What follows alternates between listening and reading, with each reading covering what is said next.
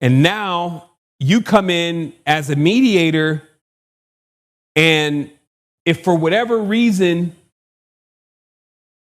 you don't get this right,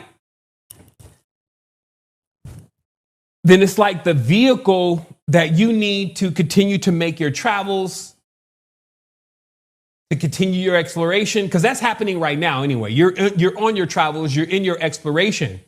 However, when you reach the balance, it opens up an entirely different vista, because now your energy is able to be managed and your energy is fruitful. And you're basically getting the best of both worlds. But the first thing to remember is that this is the sacred marriage that they're talking about. I think the colors are white and red. And this is synonymous to like the life liquids of our body are either red or white. Okay. And I even believe that the lower Egypt and the upper Egypt was the white and the red crown, if I'm exact. But it's like these are the basis of the fluids in the body and the life-giving forces in the body. These are the gods, if you may, the red and the white. And then the marriage between the red and the white, that almost look like we used to call those things that you get for Christmas, the candy cane. You see what I mean? Where it's all spiraled around, they're all entwined around each other. You see what I mean? And this symbol in itself speaks volumes, but this is the marriage that everyone is in. So you have two worlds to manage. Physical world should be managed. It should not be like, oh, well, I'm just a spirit, so whatever happens in the physical reality, even though the physical reality is affecting every aspect of our daily lives. Likewise, to the spiritual side of things, right? But in this marriage, then you have both worlds to really keep in balance. So now let's go through this of what I said, why we were going to be discussing predominantly the yin force, because then when I started immediately seeing, and it didn't take long, that the reality had somehow grossly come unbalanced with its energy component, and that its energy component that it was predominantly missing was the yin energy. This is when I started asking myself the question of if there was some type of relation between the yin and the Djinn, and could certain even interpretations of what they are be wrong? And is there some connection, which I've often seen, between the woman, serpents, Kundalini, creative forces, all of the above in that way? Because throughout occultism, you see them all related. And I like to call this, in a way, almost Cobra versus Python, because it appears that the ancient cultures that had already, they were already onto this, the physical embodiment of spirits as we understand them in energies are played out most within these serpents. But there's different kind of serpents. And each of these serpents act a different way, and that way stands for its energy. So in many ways, the way that a cobra acts is in every way like yang energy, versus the way that the python acts is more of like yin energy.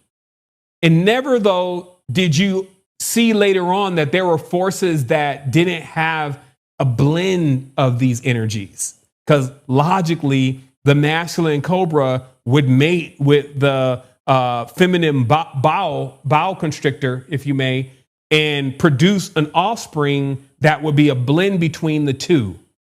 That's like the great work within itself, to take two opposing forces, a male and a female, and then put them together and then create a blend between the two.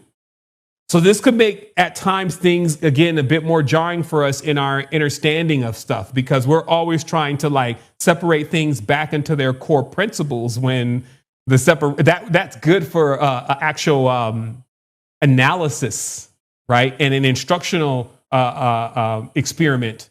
But in reality, that's not how things are. The forces themselves are blended so close together, they often blur in many ways. And you're almost even seeing the fruition of the elements. And all this is all put into things like the I Ching. I Ching, it gets very complex. It's not even like a simple thing. It was, to me, when I look at it, it seems like that it is the original code, if you may, from that group of people of the Matrix, because it begins to basically break down how when you pursue a certain force to a certain point, it flip-flops anyway. So too much yang energy flips you into yin, right? Like once you reach burnout, you have no choice but to lay down, get cold, stop. You see what I mean? So it reveals in the 64 hexagrams that, yeah, the goal is balance for sure, but also understand any of these forces, they reach their point and then they flip. And this is why we always know that things are going to change. No matter what situation you may think that you're in or the world is in, it gets all the way to a certain point and then it flops. And I'm pretty sure, I would definitely trust that as much war as we see right now, that we may see thousands of years of wholeness very shortly, right? Where there's just a complete all right, we tried that to its end. It melted down, it burned out. Now we're going to that next phase. You see what I mean? Because that's really how these structures really function. This is why I was saying that you even catch hints of nature in its all-powerful force balancing out masculine and feminine poles, even within people, even within persuasions. Like we have even like a whole long list of different sexual orientations now. Some could say, hey, those are just people and that's just a society and how the society is structured, making them do that. Or you could look at it and say, well, maybe that is nature's way of still trying to keep masculine and feminine forces in balance.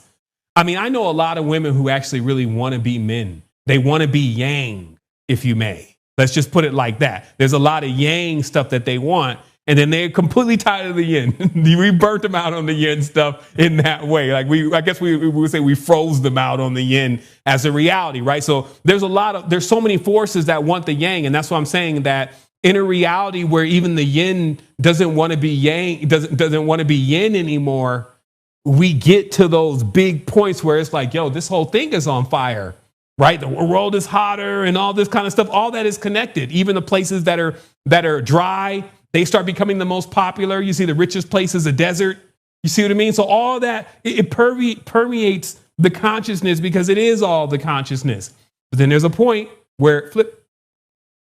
You'd be like, man, where did that really come from? And only the masters know, because the masters are sitting, watching the energy moving and flowing. And and not only just watching, mastering the energy and the flow within the force that is around them, which is what you're responsible for, right? Mastering your own yin and yang forces around you and being able to identify, hey, are all these forces being nurtured properly, right? So let's look at this. Because then I realized that this did kick off a full-blown spiritual war, of course. It didn't just flip-flop out of nowhere. And it starts here where I basically look at a series of clusters, as I call them, like words that are directly related, and then getting the definition, and also even noticing when there's somewhat of what we call the hijack, right? The hijack is when a character or archetype is introduced that doesn't actually fit with the overall archetypical things. And that's helpful. I actually was even going to remove them. And somehow when I did my whole production, they were still in there. And I was like, okay, that's good. Let's not even remove them, because it would, for the student, it's good to see when you find something that doesn't fit. Kind of like when they put the thing in front of you as a kid and they say, hey, which one doesn't go in this group, right? So it's like that at times. So we're studying now first, let's say the Djinn, that's D-J-I-N-N spelling, the J-I-N-N spelling, and the G-I-N spelling, okay? Because again, LLMs say these words are not related, and I'm over here outputting that they are related. So it says these terms share Arabic and Persian roots, but extend to the Indo-European languages through sound and meaning connections, revealing a cross-cultural concept of a hidden or a mystical entity, okay? Now remember, is Yin the one out there saying, look at me, I'm over here, baby, we on the top of the world? That's not Yin energy. It doesn't need any of that. You see what I mean? So that's in many ways why Yin is never really going to get the credit for what it does. Because it doesn't even function like that. You see what I mean? It feels off base if it was doing something like that. So I point out here that Djinn, of course, the Arabic root means the concealed beings, right? So right away, this is teaching you deeper things because it's letting you know they like to hide this energy.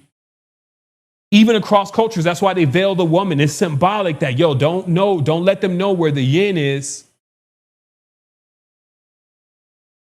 Genie, the adaptation, it's a protective spirit. Don't let them know where the protection is. The men's are the protection. Well, if the men's are the protection on the physical plane, it's obvious that the females are the protection on the spiritual plane, right? But if the females are really the external, though, as it says, the feminine is really the physical protection on the physical plane would actually come from the female, not the male. You see how they be having cats? You see what I mean? But what is protection? Protection is like having a home, having nourishment, having a sound mind, right? It's not trying to prepare yourself for not having a sword run through you. That's imbalance. We would have to have a whole nother story about that.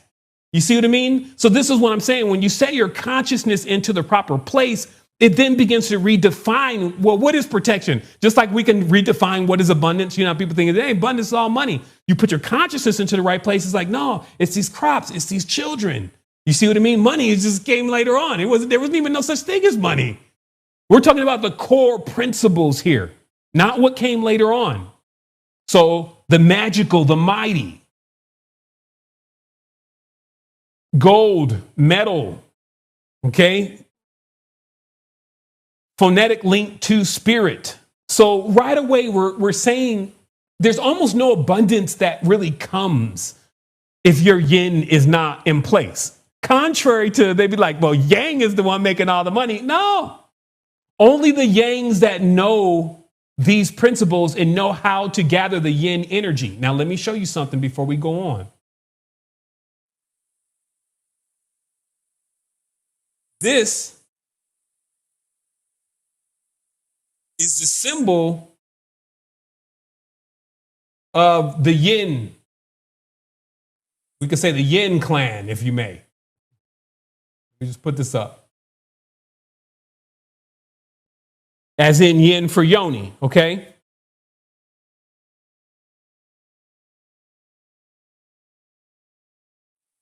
Watch this.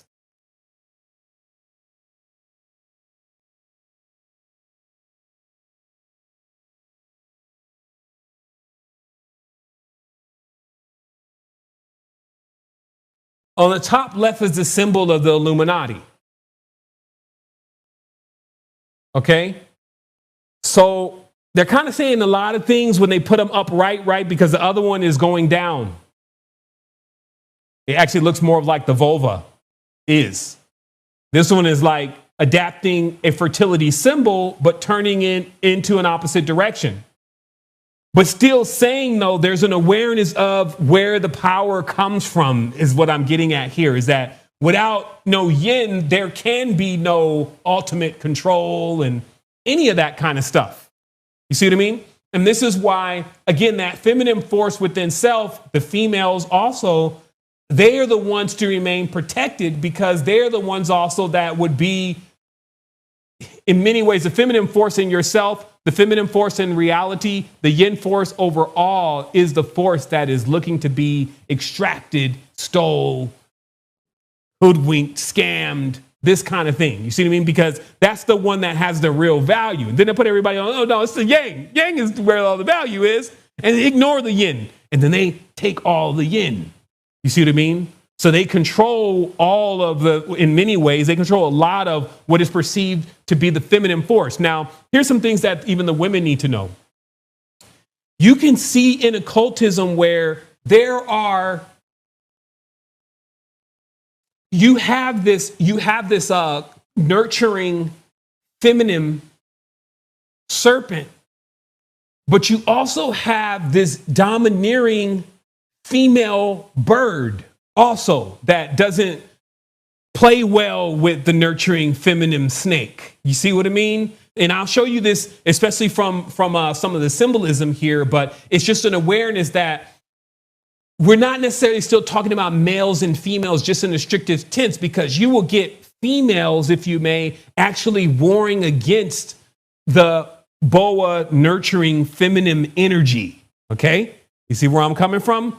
So they will have from different.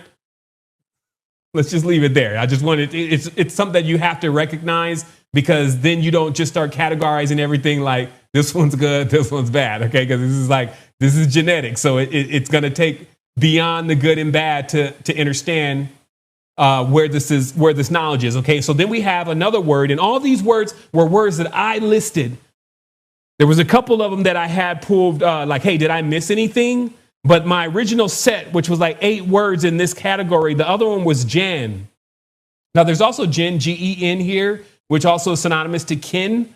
This means mysterious and profound. So all of these words are like, yo, you need to know what's up with yin.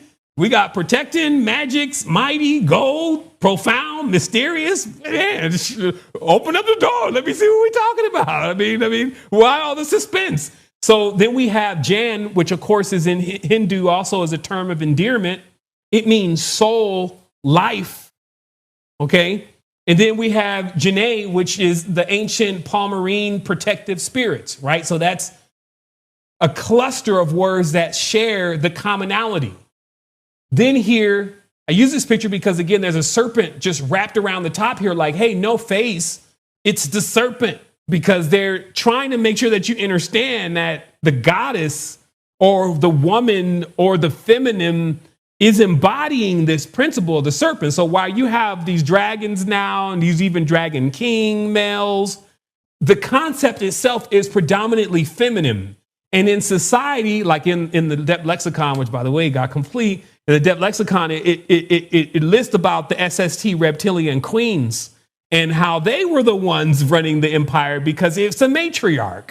And so in this force, then there's a yin that is the most powerful force in that way, because we're talking about spiritual matters. But then when we say powerful, we're still knowing as yin yang masters, powerful is to have balance. You see what I mean? Not too much yin, not too much yang, but them in equal force. That's power versus thinking like, yo, I'm Master Yang. You see what I mean? So as we continue here, we have another variant, because as my mind was tumbling words, which it often does around 2 a.m. I don't know what it is with 2 and 3 a.m. I'm like, oh, here we go. What have you been doing? I wake up to my mind thinking. Like, yo, y'all was thinking and I wasn't even awake. What y'all doing, man? Come on. Okay, so what did I miss? I was like, okay, did you notice that the word in continuously appears in this whole process? Like the words I in alone mean the feminine force in the female? And I was like, damn, I'm seeing that. Because as words like Ningrashita and Ninti and all that was just going through my mind, I was like, in is in all these words. Now, of course, in just as the letter in, right? But we're also saying I in, yin. Of course, yin is the dark, receptive, feminine earth. In, a variant, it has variant translations in old texts. Inna is the Polynesian mother goddess of archetypes. And, which it would be when you start moving the vowels, you have the Sumerian sky deity and myths, duality myths, but still one of those things like one of these things is doing their own thing. What are you doing, Anne? And then you have Nin, which is the Sumerian honorific for lady, right? And then we have Inanna, right? Which is the Mesopotamian goddess with the in prefix, right? And then it continues. And this is when I even got a little like, yo, something's going on. So Djinn, the Jane cluster, from Persian, Indic, and angelicized form, these terms create linguistic connections linking concepts of life, soul, and feminine energy across diverse cultures. Djinn, Persian for life and soul. Jana, Sanskrit for person, people, and goddess in the goddess epithet. Jani, the wife or a woman, the Devi Jani traditions. Janus, Roman two-faced god of thresholds, duality things. One of these things are doing their own thing. And you notice consistently it's always these same cultures that just come in. Janus, nope, doesn't match. Jain, from Jainism, phonetically in this chain. and which, you know, the Djinn showed that Venus, they have this mathematical knowledge from Venus, right? Which later on becomes Joyous numerology, but Djinn mathematics, which there's a brother, and I wish I could remember his name. He's just been in on Djinn mathematics for like over decades and decades, learning from the masters, showing how this math is far more superior. That may give us our connection then to Ma'at. But we have an entire religion called Jainism. And then we have the Yin-Jan connection, the European feminine forms, and the mystical resonance. We, of course, have even Joan, which is not listed here. This is J-in, as in Joan of Arc. Okay, so meaning that there's this connection showing that the woman continues to pop up in the systems of power, but then in the symbol here, excuse me, let me see, 1 second here. I think, am I trying to go bigger? Yeah. Okay, here we go. Look at this. Go that big. When I went in and searched just my repository of images just for Naga or something, I think serpent, I think it was just serpent, something broad, I came across this listed in as in the Naga, right? And then I was like, okay, that's good enough, because I was like already pressed for time, and I had already done all this research, and we was like 10 minutes before the course, and I realized that the pictures that were in there weren't the ones that I wanted to use, so I'm over here finding these pictures. Then I got this one, and it was like one of the last ones. And the first thing that I noticed is, one, and I wish I can let me try to blow this up just a little bit more. I just can't slide. Actually, here's one.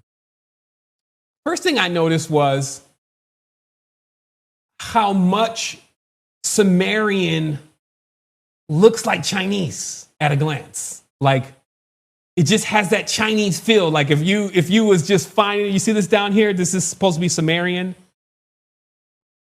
but it looks like Chinese at a glance. Because I've heard a lot, especially when doing research for the Depth Lexicon, of how still deep in all of this, you know, according to these contexts, that the Chinese are really the ones behind the scenes, kind of orchestrating, controlling the roaring sides, and, you know, the secret societies were already completely embedded and bought and all this kind of stuff, right? So I have some publications that talk about this, but it is very interesting how the whole world is out at war, and China is not really in the war right now, and Korea is not really in the war, and they kind of act like their own little Switzerland over there. But it's just a note, like it kind of brought more credibility to what was being said, that you just have no clue of how old any of these dragon empires and emperors and all this stuff really is, and you would never really be exposed to that kind of high table kind of knowledge of who the controllers are in the background. You would just know whatever it is they wanted you to know, like, oh, they're the enemy, when really it's like, hey, look over there, when it's really over here.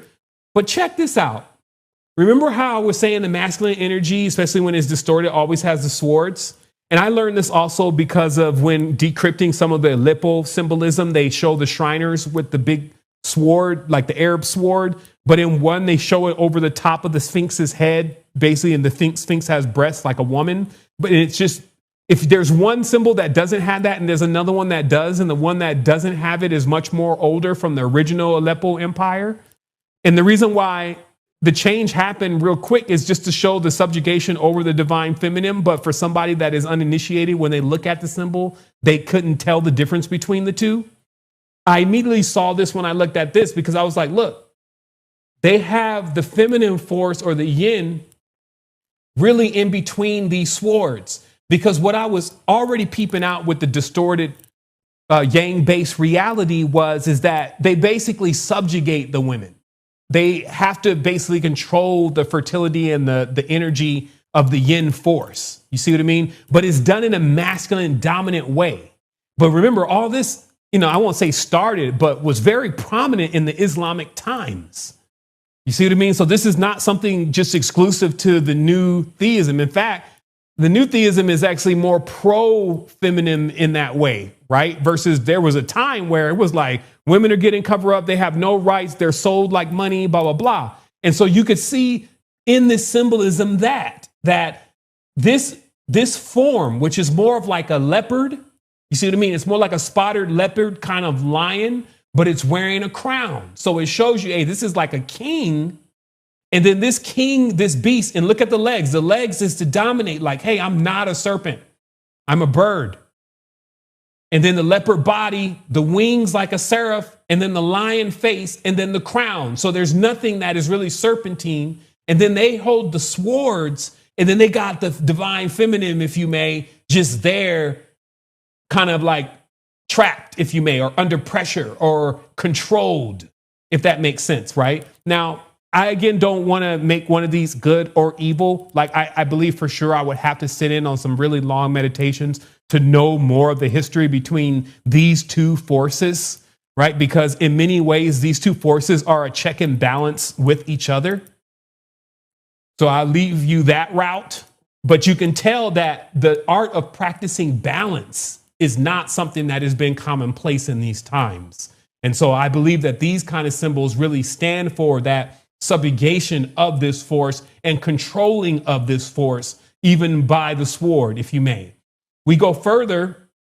And again, I just point out some of the connections between, like, and that was the other ends that I kept I kept seeing I and I, right? Like the Rastafari, I and I, Rastafari, right? Yogini, Nagini, right? These are Ras. This is Nagas. You see what I mean? Ethiopians, Haile Selassie. It's just the tradition is so convoluted because of the interlopers. You're not getting really much of the vision anymore, right? But this is Nagini, which is, in this case, let's have a symbol here, or from the ancients text, this form. You see what I mean? This is the yin, if you may, force. You see what I mean? Terminated as a serpent body. Again, curvy, voluptuous kind of thing. This is these are old glyphs, right? They're all over the place, to be honest.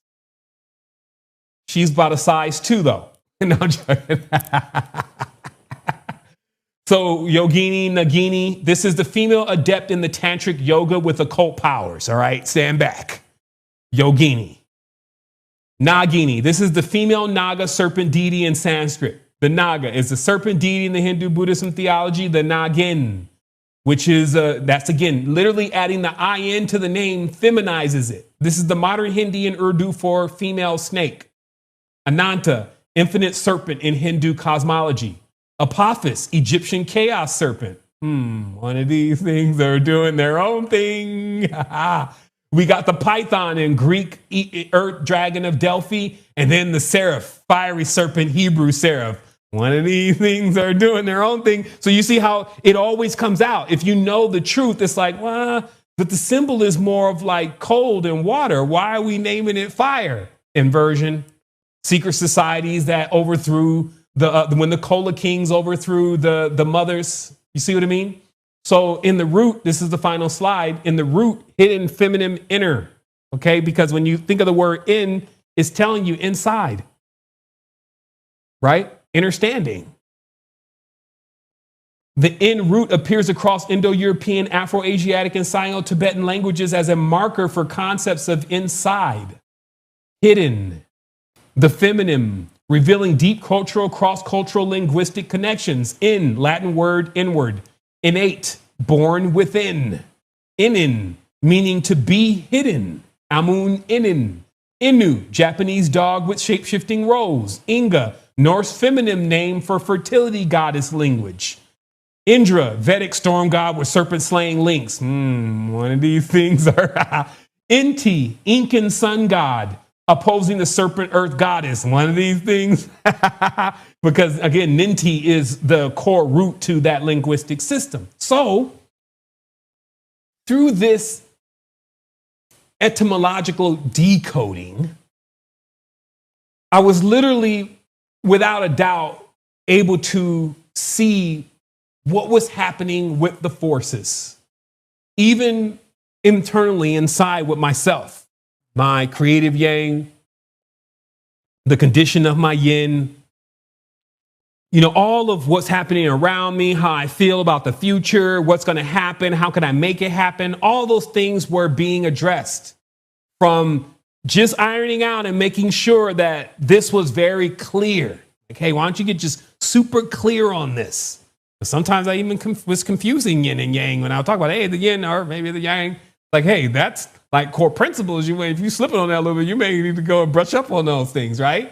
And so this is your brush up, because also what this shows is, and this is kind of like for the math heads, to just how powerful we're talking about obviously the DNA coding and genetic coding, which is present within the plants, is really what's actually calling in the template, right? And I think there was enough grid workers to kind of at least prove that over the last 20 or 30 years, right? But if you look at this system specifically, when we talk about I Ching, because it literally is mapping through the broken lines and the unbroken lines, the difference between the yin and the yang forces, we find also the mathematical connection again between on a lunar calendar of 64 times 5.625 days, which is 360 days. So this is the lunar calendar, or to the sextants of each year, as I write here. And I say the others map them to the 64 codons, which of course in the genetic code. And so when you're looking at even this, as I said before, about how the energy, if it gets to a certain point, it will switch. You can understand that even internally inside of your body, when you get to the end of certain vibrations, if it's not maintained and it's not balanced, it will just switch. It will just invert in order to try to create another variant, to try to bring itself back into balance. And this is also, if we look at the reality in itself, it's a self-correcting system. So it will continue to push toward bringing itself back into balance by maneuvering all of the components at its disposal, which are all of them. Okay.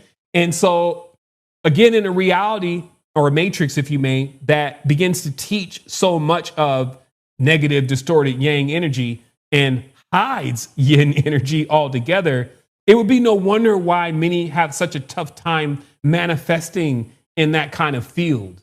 You see what I mean? Without being aware of something like this. And then now that you're aware of this, you can also not only restore, but also make sure that these energies and forces are actually balanced within your life, because it is very easy to identify what is actually bringing these forces into your life respectively. I also wanted to mention that the soul is sovereign. And this is my conclusion here. What it seems is that when you bring these forces together, you reach sovereignty. So there's a spiritual, mental, physical unison, even singularity, if you may, that happens with bringing about the awareness into your consciousness of how these two forces, even in your own being, could be sometimes mislabeled, right? Like even for men, like when we start thinking about the feminine, I mean, if you're all mammal, like if you start thinking about the feminine, then you're like, oh, that's for the women, right? And then, but we've learned, of course, in occultism that that's not what that means. But sometimes in a society that continues to try to make that seem like it is the only definition, you can sometimes regress in your own progress by not realizing when you should be resting, right? When you should be cultivating, when you should be bringing more of that type of energy into your field because your other energy is just too expansive in that way. And so how to really get to the conclusion of the success that you're looking to reach in your life, because the thing about this balance is it brings a guarantee. There's a guarantee to it. Imbalances also has its guarantees. They're not so pleasant. But what I'm saying is if you get this balance, not necessarily right, not necessarily wrong or left, but if you get this balance, then you can more than look to fulfill everything that you're looking to achieve in all your existence. So I wanted to say wholeness and balance vibrations. That was a 2-hour, somewhat, more or less, maybe an hour and a half. We'll put it that way. So that means that it wasn't so much and so long that it can't be thoroughly digested. I would recommend that everybody take a second look at this and begin to, again, define these things specifically. Go through your own thought exercises. I will provide all the materials that I showed today inside of the course. And then, again, bring that balancing rod or Hermes Caduceus staff. Even though that's kind of looking like one of those things that are doing their own thing, you can bring that vibration into your life and actually maintain the balance, even in the times of ultimate warfare, ultimate burnout, and all of what's happening, knowing and trusting that it's going to flip, because that's how things truly work. I'm applying the elements and the knowledge. I feel my activation.